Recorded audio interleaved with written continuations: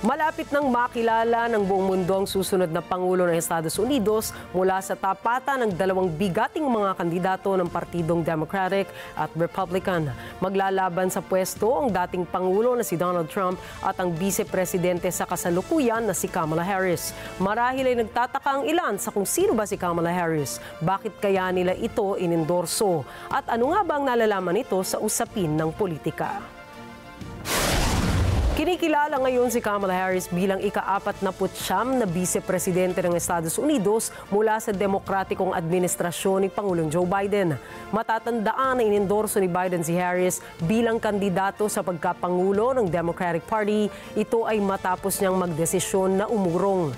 Ipinanganak si Harris mula sa Oakland, California, kung saan ang kanyang ama na si Donald J. Harris ay nagmula sa Jamaica bago ito lumipat sa Estados Unidos taong 1960. Taong 1950 naman, nang lumipat mula India ang ina nitong si Shyamala Gopalan Harris bilang bahagi ng Asian Pacific American Institute for Congressional Studies. Bukod rito ay nakapagtapos si Harris sa Howard University sa kursong Political Science at Economics noong taong 1986. Nakuha naman niya ang law degree niya sa University of California at Hastings College of the Law sa San Francisco at nakapagtapos ng Juris Doctor noong 1989. Dagdag pa rito ay kinasal naman siya noong 2014 kay Douglas Emhoff na isang abogado at naging ina ng dalawa nitong mga anak.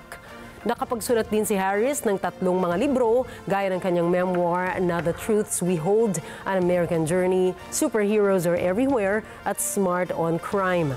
Sa usapin ng pagbibigay serbisyo sa publiko ay nanilbihan naman si Harris mula 2004 hanggang 2011 bilang District Attorney ng San Francisco. Kabilang sa mga inisyatibo ay ang Back on Track program na naglalayo na mabawasan ang bilang ng mga first-time drug offenders. Kasunod dito ay naupo siya bilang kauna-unahang Black Woman Attorney General ng California mula 2011 hanggang 2017. Tumatak sa kanyang pagsisilbi sa California ang paglaban niya sa issue ng foreclosure crisis, environmental protection at reduction of truancy. Samantala, nanungkulan naman si Harris bilang senadora ng California mula 2017 hanggang 2021 kung saan nakilala ang galing niya sa pagtatanong.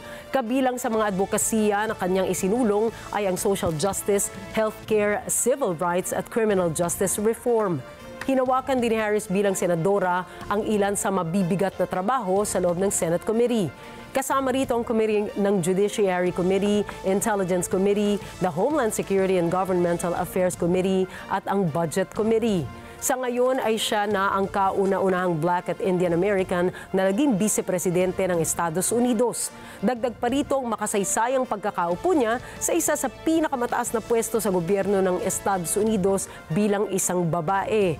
Mula sa kanyang mga karanasan sa politika, masasabing may ilalaban sa pagtakbo bilang susunod na Pangulo ng US si Kamala Harris. Kasama na rito ang matinding pagsuporta ng mga artists na hindi nag-atubili na hikayatin ng ibang botante na iboto ito. Sa huli, ang labanan sa pwesto at partido ay malapit ng mawakasan mula sa boto ng mga huradong mamamayan.